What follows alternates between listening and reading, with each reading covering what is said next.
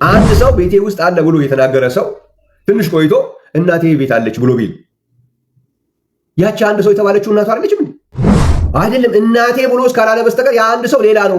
አንድ እኮ ነው ያለው። በቃ አንድ ነው ያለው ካለ ደግሞ ትንሽ ቆይቶ እናቴ ቤቴ ውስጥ አለች ካለ ያቺ አንድ ሰው ያላት እናቱ ናት። በቃ አይደል? እንደሱ አይደለም የሚገባን። እኛ እንዲነገረን የምንፈልገው እንደዚህ ነው። በቃ ሰውየው መንገድ በፈለገበት መንገድ ተናግሯል። ማስተዋል የኛ ፋንታ ነው። እግዚአብሔር በአንድም በሌላ መንገድ ይናገራል፣ ሰው ግን አያስተውለውም ማለት። ግን የግዴታ ኢየሱስ ክርስቶስ አብ ለመሆኑ እንደዚህ ብሎ ይንገረን። ማን ስለሆንክ፣ ማን ስለሆንኩኝ፣ ማን ስለሆንሽ ነው እሱ የሚነግረንን መንገድ የምትመርጠው? እሱ ስለራሱ ሊነግረን የፈለገውን መንገድ የምትመርጠው ማን ትባላለህ? በዓለም ላይ ያለ ህዝብ ሁሉ እኮ በገንቦ ላይ እንዳለ ጠብታ እኮ ነው። መምረጥ አንችልም። እሱ የሚነግረንን ነገር በነገረን መንገድ መቀበል ነው እንጂ ያለብን በዚህ መንገድ ይነገረኝ የሚባል ነገር ነው አሁን ዓለም በሙሉ ተወጥሮ ያለው። የሃይማኖት ቤት ሁሉ ያለው ልክ ገብታቸው ኢየሱስ እኮ ወልድ ብቻ አይደለም ስትሉ፣ እሺ እንደዚህ የሚል አምጣ። ዮሐንስ 17 ላይ ወስዶ ዝም ብሎ ለመሳሳት መፍቀድ ዮሐንስ ወንጌል ላይ አሁን እኮ በእኛ እስኪ የት ቦታ ላይ ነው አብ በወልድ ውስጥ ባለው መንገድ በደቀ መዛሙርት ውስጥ አለ ብሎ መጽሐፍ ቅዱስ የሚነግረን? እንደሱ ከሆነ ታዲያ ለምንድን ነው እኔን ያየ አብን አየ ማለት ማትችለው? ታዲያ ዝም ብሎ ድፍረት፣ ዝም ብሎ መዳፈር። የለበስከውን ሸሚዝ እንኳን መፍጠር የማትችል ሰው እኔ ከወልድ ጋር እኩል ነኝ፣ አብ በወልድ ውስጥ ያለበት መንገድ ነው አብ በእኔ ያለው እያልክ መዳፈር ትንሽ ማፈር የለም እንዴ? ወልድ ያለው አብ ደግሞ አለው ይላል። አብ በዛ ደረጃ ነው በወልድ ውስጥ ያለው። እስኪ አብ በወልድ ውስጥ ያለው ልክ በወልድ እንዳለው ከሆነ እስኪ እኔ ካለው አብ አለህ ብለህ ተናገራ። አይ በወልድ እንዳለው እኮ በኔም አለ። ኦኬ እንደሱ ከሆነ አብ በወልድ ባለበት መንገድ ከሆነ በአንተም ያለው በለው። እስኪ ለወልድ የተባለለትን በለውና አንድ ነው እንበል። በእኔ የሚያምን በአብ ማመኑ ነው አለ። እስኪ በለው።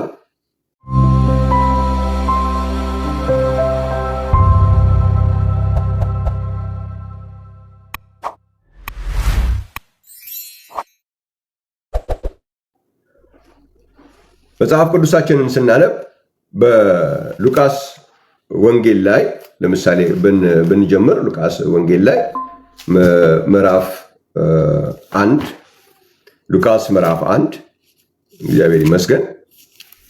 ሉቃስ ምዕራፍ 1 ቁጥር 31 ላይ እነሆም ትጸንሻለሽ፣ ወንድ ልጅም ትወልጃለሽ፣ ስሙንም ኢየሱስ ትይዋለሽ። ወንድ ልጅ ትወልጃለሽ፣ ስሙንም ኢየሱስ ትይዋለሽ። ስለዚህ የተወለደው ወይም ወልድ ስሙ ኢየሱስ ነው። ግልጽ ነው። እግዚአብሔር የተመሰገነው። ስለዚህ ወልድ ኢየሱስ እንደሚባል ምንም ጥያቄ የለውም። ግን ያውን ኢየሱስ የሚባለው ስም ደግሞ የወልድ ብቻ ሆኖ እንዲቀር መጽሐፍ ቅዱስ አለመፍቀዱን ደግሞ ማርቆስ ወንጌል ምዕራፍ 2 ላይ መጽሐፍ ቅዱስ የያዛችሁ ማርቆስ ወንጌል ምዕራፍ 2 ቁጥር 8 ላይ እንደዚህ ይላል፣ ኢየሱስ በልባቸው እንዲህ እንዳሰቡ በመንፈሱ አውቆ እንዲህ አላቸው፣ በልባችሁ ይህን ስለምን ታስባላችሁ? ሽባውን ኃጢአትህ ተሰረየችልህ ከማለት ወይስ ተነሳ አልጋህን ተሸክመ ሂድ ከማለት ማናቸው ይቀላል አላቸው። ኢየሱስ በልባቸው እንዲህ እንዳሰቡ በምኑ አውቀው ይላል? በመንፈሱ አውቀው ይላል። የመንፈሱ ስም ማን ሊሆን ነው? ኢየሱስ በልባቸው ያሰቡትን በመንፈሱ ነው ያወቀው አለ። ሉቃስ መጽሐፍ ምዕራፍ 9 ላይ ስትሄዱ የመንፈሱም ስም ሌላ አይደለም ኢየሱስም። ሉቃስ ምዕራፍ 9 ቁጥር 47 ላይ እንደዚህ ይላል። ሉቃስ ምዕራፍ 9 ቁጥር 47 ላይ ኢየሱስም የልባቸውን ሐሳብ አውቆ ሕፃን ያዘ፣ በአጠገቡም አቁሞ ማንም ይህን ሕፃን በስሜ የሚቀበል እኔን ይቀበላል፣ የሚቀበለኝም ሁሉ የላከኝን ይቀበላል፣ ከሁላችሁ የሚያንስ እርሱ ታላቅ ነውና አላቸው ይላል። ኢየሱስም የልባቸውን ሐሳብ አውቆ ይላል። ማርቆስ ያነበብነው ላይ የልባቸውን ሐሳብ በመንፈሱ አውቆ ነው የሚለው። ሉቃስ ላይ ደግሞ ኢየሱስ የልባቸውን ሐሳብ በመንፈሱ አውቆ።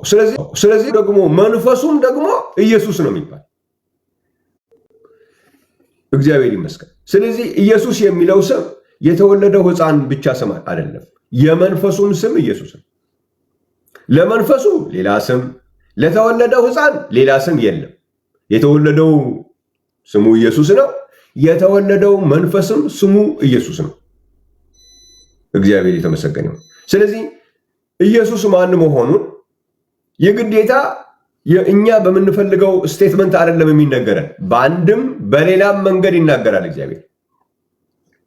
በዚህ መንገድ ነግሮናል። ይሄ ኢየሱስ የሚለው ስም የልጁም ስም ነው፣ የመንፈሱም ስም ነው እንጂ የተወለደው የልጁ ስም ነው እንጂ የመንፈሱ ስም ሌላ ነው ብሎ ለመንፈሱ ሌላ ስም የለው። መንፈሱም የሚጠራበት ስም ኢየሱስ ነው። ሕፃኑም የተወለደው የሚጠራበትም ስም ኢየሱስ ነው። በዚህ መንገድ ነግሮናል። እግዚአብሔር የተመሰገነ ይሁን። በዚህም መንገድ ነግሮናል። በዮሐንስ ወንጌል ምዕራፍ 12 ላይ ዮሐንስ ወንጌል ምዕራፍ 12 ቁጥር 32 ላይ ኢየሱስ ምን አለ? አሁን የዚህ ዓለም ገዢ ወደ ውጭ ይጣላል። እኔ ከምድር ከፍ ከፍ ያልኩ እንደሆነ ሁሉን ወደ እኔ እስባለሁ አለ። ሁሉን ወደ እኔ እስባለሁ። አያችሁ፣ እግዚአብሔር በአንድም በሌላም መንገድ ይናገራል። ሰው ግን አያስተውለውም ማለት። ለምንድን ነው የማያስተውለው? በዚህ መንገድ ይነገረኝ፣ በዚህ መንገድ ካልተነገረኝ አልቀበልም።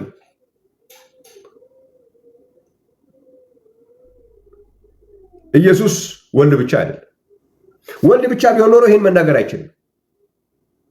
ሁሉን ወደ እኔ እስባለሁ አለ። ሁሉን ወደ እሱ መሳብ የሚችል ማን ነው? ከአብ በቀር ሁሉን ወደ እሱ መሳብ የሚችል አለ እንዴ? ዮሐንስ ወንጌል ምዕራፍ 6 ቁጥር 44 ላይ ኢየሱስ ሁሉን ወደ እኔ እስባለሁ ሲል ወልድ ብቻ አይደለሁም እያለ ነው። በዚህ መንገድም ነግሮናል። ወልድ ብቻ አለመሆኑን አብም መሆኑን በዚህ መንገድ ነግሮናል።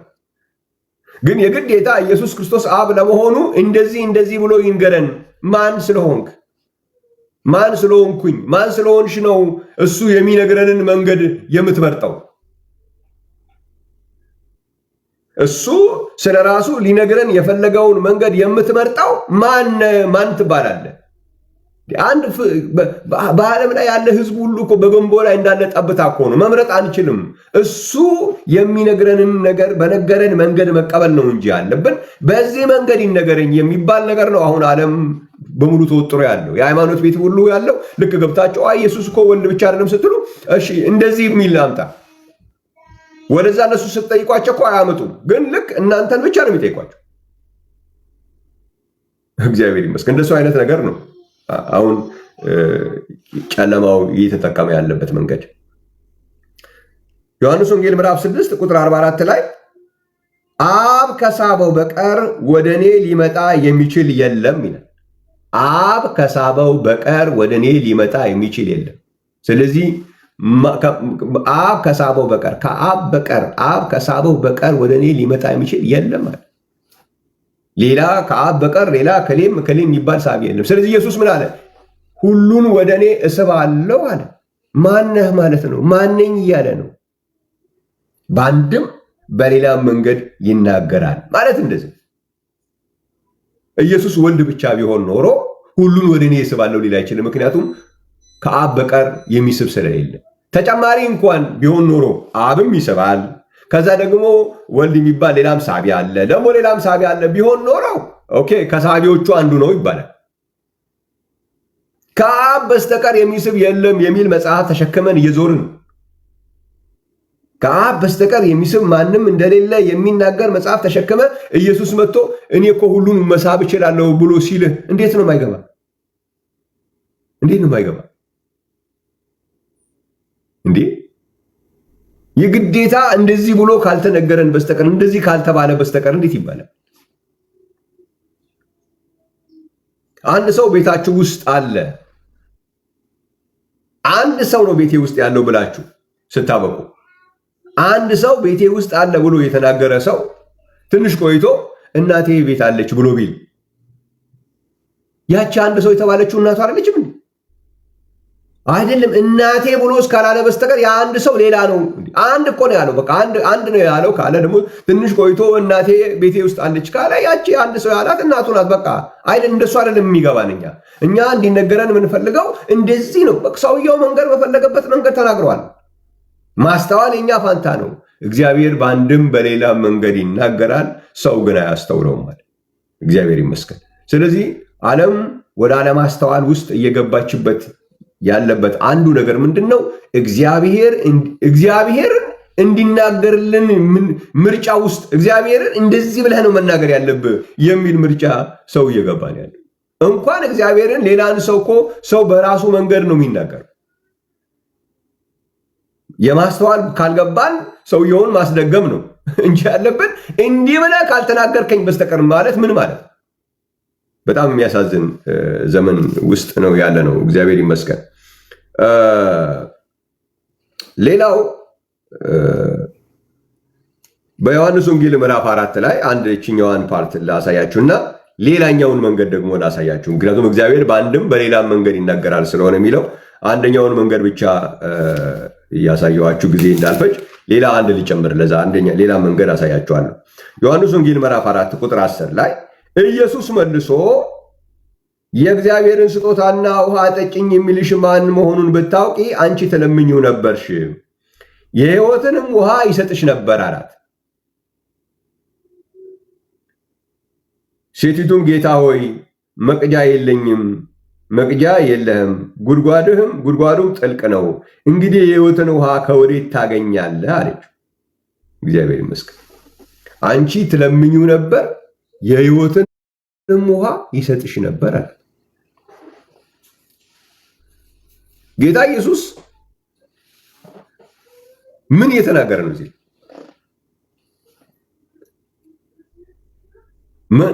የሕይወትን ውሃ እሰጥሽ ነበር አለ። ማን ነው የሕይወትን ውሃ የሚሰጥ? ማንኝ እያለ ነው ኢየሱስ? የሚናገርሽ ማን መሆኑን ብታውቂ አንቺ ትለምኚው ነበር አለ። ማንኝ እያለ ነው? የሚለመን ኢየሱስ ወልድ ብቻ ሆኖ ነው የሚለመነው? ስትጸልዩ ልመና ስትጸልዩ እንዴት ነው የሚጸልየው? በሰማያት የምትኖር አባታችን ሆይ ብላችሁ ጸልዩ ነው ያለው። ወደ አባት ነው የሚጸልየው፣ ወደ አባት ነው የሚለመነው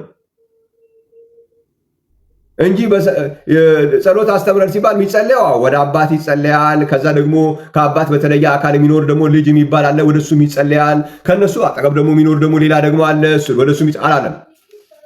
ለምንድን ነው ጸሎት አስተምረን ሲባል ወደ ማን ነው የሚጸልየው? ወደ አባት። ስለዚህ ኢየሱስ ክርስቶስ ብታውቂ የሚናገርሽ ማን መሆኑን ብታውቂ አንቺ ትለምኚው ነበራል። ስታውቅ ይሄ ተናጋሪው ኢየሱስ ማን መሆኑን ስታውቅ ወልድ ብቻ አለመሆኑ ይገባሃል። እግዚአብሔር የተመሰገነ ይሁን።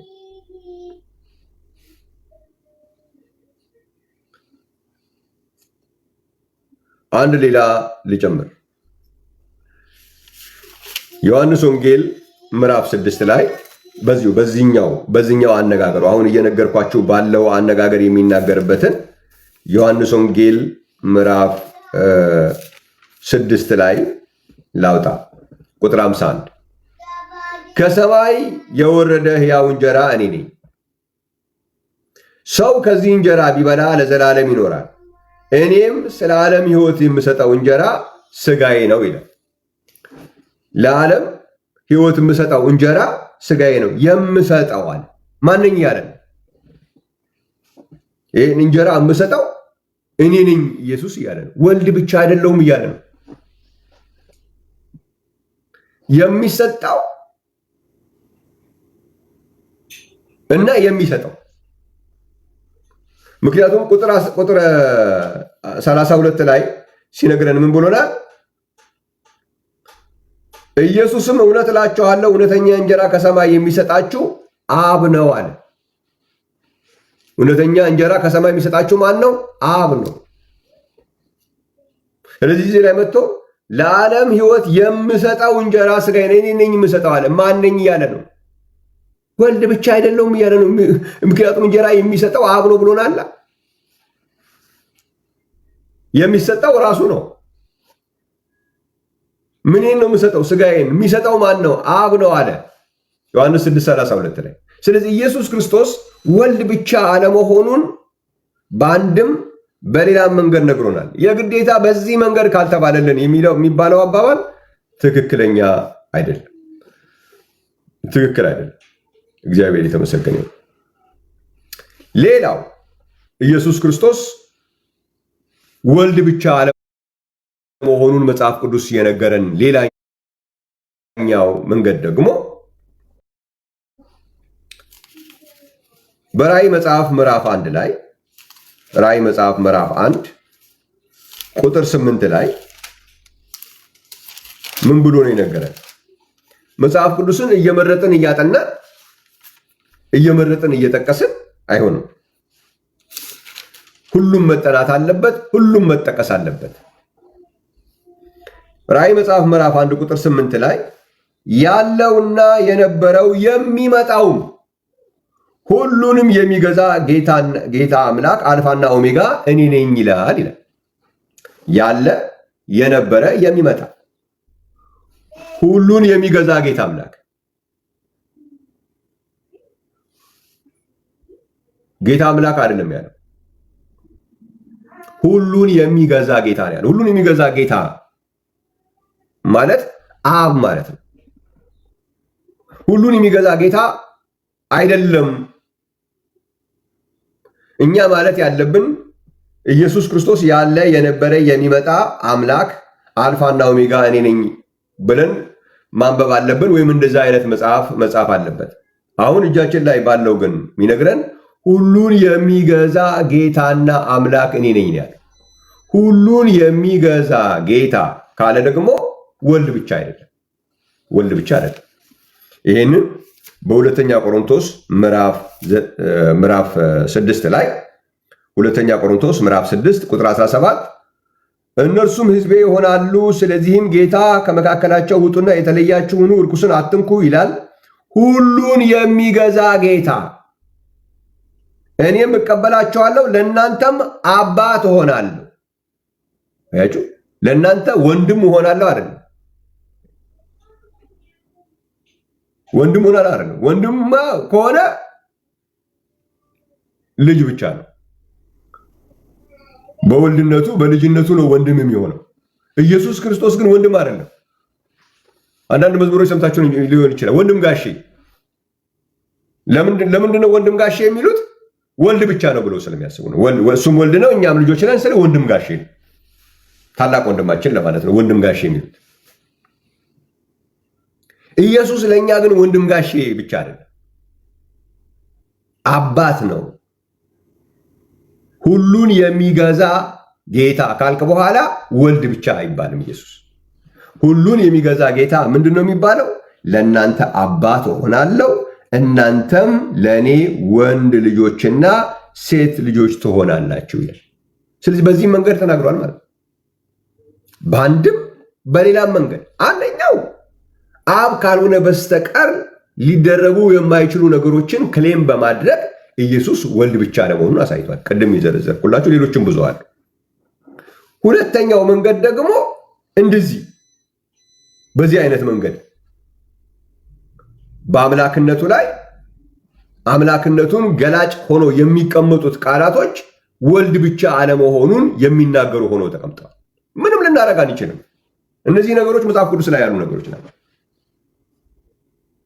ዝም ብሎ ብቻ ተላከ፣ ላከው፣ ጸለየ እንደዚህ ብቻ ነው የሚያነበው። አሁን ሌላ ቦታ ላይ ያለውን ነገር ስታየው ኢየሱስ እስቲ ስለ ኢየሱስ ነገር ጸለየ፣ ምንድነው ከሞት ተነሳ፣ ጸለየ፣ ተላከ ምናምን እነዚህ ጥቅሶች ብቻ ነው እነዚህ ብቻ ነው የሚነበበው። ሌሎቹን ምን እናርጋቸው?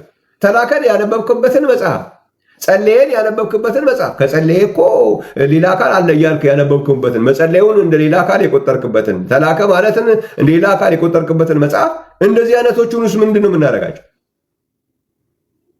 ስለዚህ ኢየሱስ ክርስቶስ ሁሉን የሚገዛ ጌታ አይደለም ብሎ መሻር አለበት እንጂ ሁሉን የሚገዛ ጌታ ነው ካልክ በኋላ አብ አይደለም ብሎ መከራከር አይቻልም። ሁሉን የሚገዛ ጌታ አባታችንም እግዚአብሔር የተመሰገነ ይሁን። ሌላው እንግዲህ እዚህኛው ላይ ሌላ አንድ ተጨማሪ ላስቀምጥ። አንድ ተጨማሪ ምንድን ነው የሚባለው ተጨማሪ ማስረጃ ልስጣችሁ።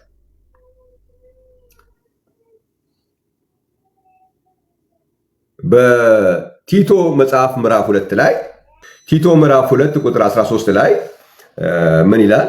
ሰዎችን ሁሉ የሚያድን የእግዚአብሔር ጸጋ ተገልጧልና ይህም ጸጋ ኃጢአተኝነትና ዓለማዊ ምኞትን ክደን የተባረከውን ተስፋችን እርሱም የታላቁን የአምላካችንና የመድኃኒታችንን የኢየሱስ ክርስቶስን ክብር መገለጥ እየጠበቀን ራሳችንን በመግዛትና በጽድቅ እግዚአብሔርን በመምሰል በአሁኑ ዘመን እንድንኖር ያስተምረናል ይላል። ታላቁ አምላካችንና መድኃኒታችን ኢየሱስ ክርስቶስ ታላቁ አምላካችንና መድኃኒታችን ነው ብለን ካልን በኋላ ወልድ ብቻ ነው ብሎ መከራከር አይቻልም። ምክንያቱም ታላቁ አምላካችን መድኃኒታችን በኢሳይያስ መጽሐፍ ምዕራፍ 64 ላይ ኢሳይያስ ምዕራፍ 64 እንደዚህ ብሎ ያስቀምጣል። ኢሳይያስ ምዕራፍ 64 እግዚአብሔር ይመስገን ከአንድ ጀምሮ ላንብበው። ሰማዮችን ቀደህ ምነው ብትወርድ፣ ተራሮች ምነው ቢናወጡ፣ እሳት ጭራሮን እንደሚያቃጥል እሳት ውሃውን እንደሚያፈላ ስምህ ለጠላቶች ይገለጥ ዘንድ አሕዛብን በፊት ይንቀጠቀጡ ዘንድ ያልተጠባበቅነውን የክብርህን ሥራ ባደረግህ ጊዜ ወረድህ፣ ተራሮች በፊት ተንቀጠቀጡ። ሰዎች ከጥንት ጀምሮ ለሚጠብቁ ከምትሰራላቸው ከአንተ በቀር ሌላ አምላክን አልሰሙም፣ በጆሮአቸው አልተቀበሉም፣ ዓይንም አላየችም ይላል። እግዚአብሔር የተመሰገነ ይሁን። ከአንተ በቀር ሌላ አምላክ አልሰሙም ይላል። ኢየሱስ ታላቁ አምላካችን ነው አለ። በመዝሙር 86 ቁጥር 10 ላይ ደግሞ አንተ ብቻ ታላቅ አምላክ ነህ አለ። ማንን ነው ይህንን ከአንተ በስተቀር ሌላ አምላክ አልሰሙም ታላቅ አምላክ እየተባለ የሚነገረው ካልን ቁጥር 8 ላይ ምን ይላል? አሁንም አቤቱ አንተ አባታችን ነህ፣ እኛ ጭቃ ነን፣ አንተም ሠሪያችን ነህ፣ እኛ ሁላችን የእጅህ ሥራ ነን ይላል። እግዚአብሔር ይመስገን። አንተ አቤቱ አባታችን ነህ፣ ሌላ የለም። ስለዚህ ኢየሱስ ክርስቶስ ታላቁ አምላክ ነው ካልክ በኋላ አብ አይደለም እያልክ መናገር አትችልም። በዚህም መንገድ ነግሮናል፣ በአንድም በሌላም መንገድ ነግሮናል። ሰው ግን አያስተውለውም ይላል። እግዚአብሔር የተመሰገነ ይሁን። ስለዚህ ኢየሱስ ክርስቶስን ወልድ ብቻ አድርገን መገደብ አንችልም። ወልድ ብቻ አድርገን ለመገደብ ደግሞ የሆኑ ስቴትመንቶች ፈጥረን ኢየሱስ ወልድ ብቻ አለመሆኑን ለማረጋገጥ እንደዚህ አይነት ቃል ነው መጠቀም ያለበት፣ እንደዚህ አይነት ስቴትመንት ነው መጠቀም ያለበት፣ በዚህ መንገድ ነው መነገር ያለበት ማለት አይቻልም። ሶስተኛ ነጥብ በትንሹ አንስቼ ላብቃ። ሶስተኛው ኢየሱስ ወልድ ብቻ የማይሆነው አብና ወልድን በተለያየ አካል የሚያስቀምጥ የመጽሐፍ ቅዱስ ማስረጃ አለመኖሩ ነው።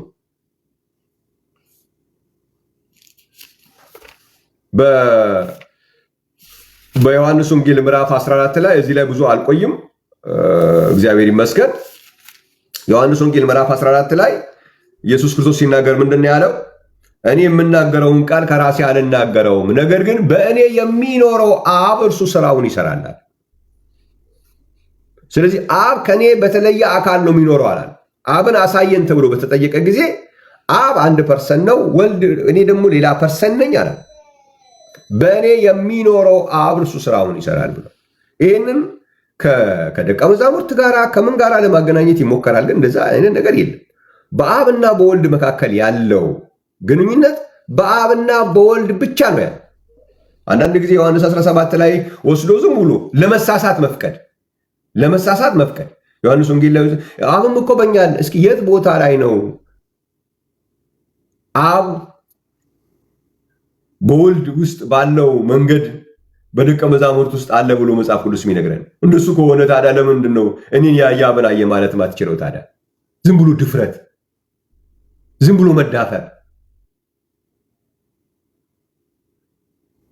የለበስከውን ሸሚዝ እንኳን መብጠር የማትችል ሰው እኔ ከወልድ ጋር እኩል ነኝ፣ አብ በወልድ ውስጥ ያለበት መንገድ ነው አብ በእኔ ያለው እያልክ መዳፈር ትንሽ ማፈር የለም እንዴ? ወልድ ያለው አብ ደግሞ አለው ይላል። አብ በዛ ደረጃ ነው በወልድ ውስጥ ያለው። እስኪ አብ በወልድ ውስጥ ያለው ልክ በወልድ እንዳለው ከሆነ እስኪ እኔ ካለው አብ አለህ ብለህ ተናገራ እንስማ። አይ በወልድ እንዳለው እኮ በኔም አለ። ኦኬ እንደሱ ከሆነ አብ በወልድ ባለበት መንገድ ከሆነ በአንተም ያለው በለው። እስኪ ለወልድ የተባለለትን በለውና አንድ ነው እንበል። በእኔ የሚያምን በአብ ማመኑ ነው አለ። እስኪ በለው።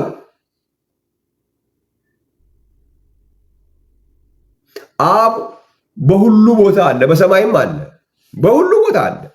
አብ ግን በወልድ ያለበትን በወልድ ውስጥ ያለበትን መንገድ ያለበት ሌላ ቦታ የለም።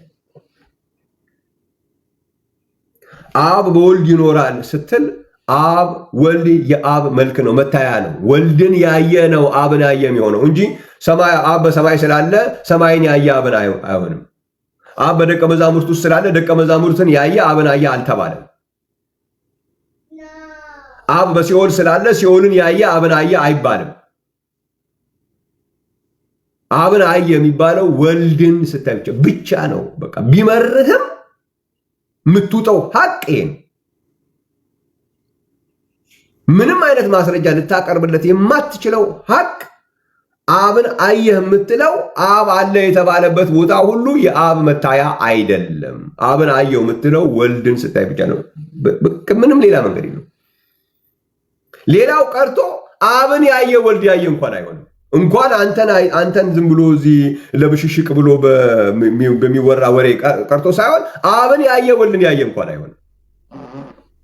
እንኳን አንተን ያየ ወይ አንቺን ያየ ወይም እኔን ያየ አብን አየ ወይም ጴጥሮስን ያየ ጳውሎስን ያየ ሐዋርያቶቹ ነቢያቶቹ ምናምን ይሄ ዝም ብሎ የጨዋታ ነገር ነው፣ አያዋጣም። እንኳን እሱ ቀርቶ አብን ያየ ወልድን አየ አይሆን። ወልድን ያየ ነው አብን አየ የሚሆነው። አለቀ። በዚህም መንገድ ነግሮናል። እግዚአብሔር በአንድም በሌላም መንገድ ይናገራል፣ ሰው ግን አያስተውለውም። እግዚአብሔር በክርስቶስ ሆኖ ዓለሙን ከራሱ ጋር ያስታርቅ ነበረ እንጂ ከራሱ ጋር በዚህ መንገድ ነግሮናል።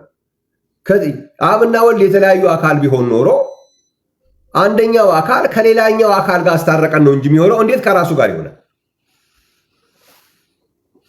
2% ነው ከተባለ አንደኛው ፐርሰን ከሌላኛው ፐርሰን ጋር ያስታረቀን እንጂ እንዴት ከራሱ ጋር አስታረቀን የሚባል ይጻፋል። ስለዚህ አብና ወልድን በአካል መለያየት ስለማንችል ነው፣ እንዳንችል ነው ከራሱ ጋር ነው ተብሎ የተጻፈው። በዚህ መንገድ ነግሮናል። ስለዚህ አብና ወልድን በአካል የሚከፋፈል ምንም አይነት የመጽሐፍ ቅዱስ ማስረጃ የለም።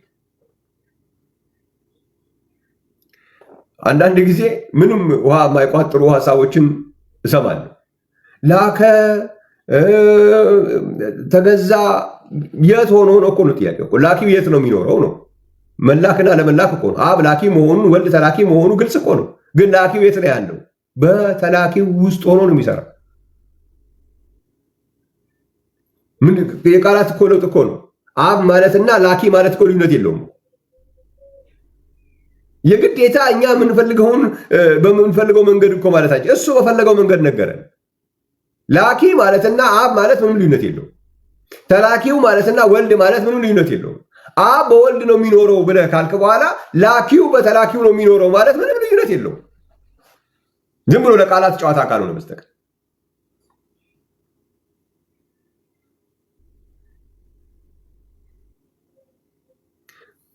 ሁሉን ላስገዛለት ልጁ ሁሉን ላስገዛለት ይገዛል ብለዋል። ስለዚህ ሁሉን ያስገዛለት ማን ነው? አብ ነው።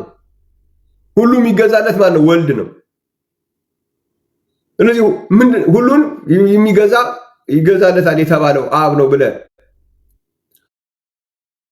ሁሉን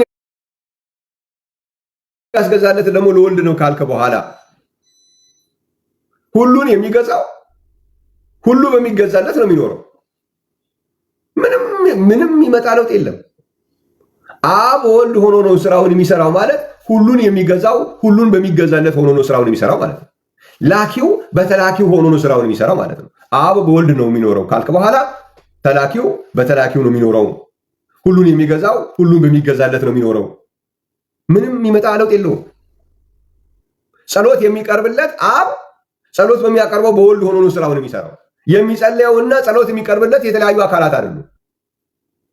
ጸሎት የሚቀርብለት አብ ነው። ጸሎት እየጸለየ የምታየው የሚታየው የሚጨበጠው አካል ወልድ ነው። ጸሎት የሚቀርብለት አብ ግን በወልድም የሚኖር ነው እንጂ ከወልድ በተለየ አካል የሚኖር አይደለም። በሁሉ ቦታም የሚኖር ነው፣ በወልድም የሚኖር ነው። በዚህም መንገድ ነግሮናል። አብና ወልድ የሚከፋፍል የመጽሐፍ ቅዱስ ማስረጃ የለም። ራዕይ መጽሐፍ ምዕራፍ 22 ላይም የሚጠብቀን ይኸው ነው።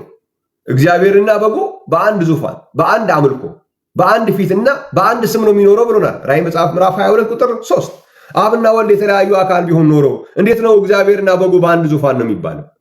እንዴት ነው እግዚአብሔርና በጉ በአንድ ፊት ነው የሚባለው? እግዚአብሔርና በጉ በአንድ ስም እንዴት ይባላል? የተለያየ ስም አይደለም እንዴ ያላቸው? ስለዚህ በዚህም መንገድ ነግሮናል። ኢየሱስ ወልድ ብቻ አለመሆኑን መጽሐፍ ቅዱስ በአንድም በሌላም መንገድ ነግሮናል እንጂ ኢሳይያስ 9:6 ላይ ብቻ ሕፃን ተወልዶልናል፣ ወንድ ልጅ ተሰጥቶናል፣ አለቅነት በጫንቃው ላይ ይሆናል፣ ስሙም ድንቅ መካር፣ ኃያል አምላክ፣ የዘላለም አባት ብቻ ስለተባለ አይደለም። እንደሱ በኢሳይያስ 9:6 ላይ የዘላለም አባት ስለተባለ ብቻ አይደለም ኢየሱስ ወልድ ብቻ አይደለም እንለው። በአንድም በሌላም መንገድ ነው የተነገረው፣ በብዙ በተለያዩ መንገዶች። ሌሎቹን መንገዶች ደግሞ እግዚአብሔር ጊዜ ከሰጠን በሚቀጥለው ሳምንት አመጣላቸዋለሁ። በአንድም በሌላም መንገድ ተነግሮናል። ኢሳይያስ 9:6ማ በግልጽ የተነገረ ነው። እሱ አንዳንድ ጊዜ የዘላለም አባት ማለት ዘላለማዊ ማለት ነው እንጂ አባት ማለት አይደለም እየተባለ ሊመለጥ ይሞከራል። እሱን እንደሱ ማምለጥ የሚቻለው የዘላለም አምላክ ሲባልም ዘላለማዊ ማለት ነው እንጂ አምላክ አይደለም እያላችሁ ሲካድ ነው። እንደሱ ለማድረግ የሚቻል የዘላለም አባት ላይ ብቻ ሲመጣ አይደለም ዘላለም የሚባል ለአንድ ፍጥረት የሚጀመረው። የዘላለም አምላክ ነው ስትልስ ኢሳይያስ መጽሐፍ ምዕራፍ 40 ላይ የዘላለም አምላክ የምድር ዳርቻ ፈጣሪ ነው ይላል። ስለዚህ የዘላለም አምላክ ማለት አምላክ አይደለም ዘላለማዊ ማለት ነው ብለህ ተርጉመህ ታውቃለህ? አይ አላውቅም። ታዲያ የዘላለም አባት ላይ ሲደርስስ ዘላለማዊ ማለት ነው እንጂ አባት ማለት አይደለም እያልክ እንዴት ትተርጉማለህ? ዝም ብሎ ይሄ መድረኩ ክፍት ስለሆነ የሶሻል ሚዲያ ዘመን ስለሆነ ማንም የፈለገውን የሚናገርበት መድረክ ስለሆነ ዝም ብሎ ስለሚነገር ዝም ብሎ ይባላል እንዴ? የዘላለም አባት ሊባል የሚችል ከአብ ውጭ ሌላ የለም። በዘላለም ውስጥ ማን ኖሮ እንግዲህ ስለተወለደ ነው የወለደ ነው አባት የሚባለው ካልክ፣ በዘላለም ውስጥ ወልድ ማንን ወልዶ ነው ወልድ የሚባል አባት የሚኖረው? ከአብ ሌላ ማን ወለደ? ወልድ በዘላለም ውስጥ የነበረ የተወለደ ሌላ አለ? የለም፣ ልታገኝ አትችልም። የዘላለም አባት አብ ብቻ ነው። ዘላለም ውስጥ አብ ብቻ ነው አባት ያለው። ለዚህ ነው አንድ አባት አለን የሚለው መጽሐፍ ቅዱስ። ስለዚህ ኢየሱስ ክርስቶስ በዘላለም ውስጥ ያለ አባት ከሆነ ከአብ ውጭ ሌላ ምንም አማራጭ የለም። ስለዚህ እነዚህ መንገዶች ሁሉ አሉ። እነዚህ በአንድም በሌላም መንገድ ነው የተነገረው። እነዚህን ሁሉ ነው የምታየው እንጂ ዝም ብሎ እንዲህ ተብሎ ካልተጻፈልን በስተቀር አይባልም። እግዚአብሔር በአንድ መንገድ ብቻ አይናገርም። እግዚአብሔር በአንድም በሌላም መንገድ ይናገራል። ከኛ የሚጠበቀው ማስተዋል ነው። እግዚአብሔር የተመሰገነ ይሁን። ስለዚህ እግዚአብሔር በአንድም በሌላም መንገድ የተነገረውን እንድናስተውል እግዚአብሔር ስለረዳን እግዚአብሔር እናመሰግናለን። ይሄ ማስተዋል ደግሞ ለሁሉ እንዲሆን ደግሞ እንጸልያለን።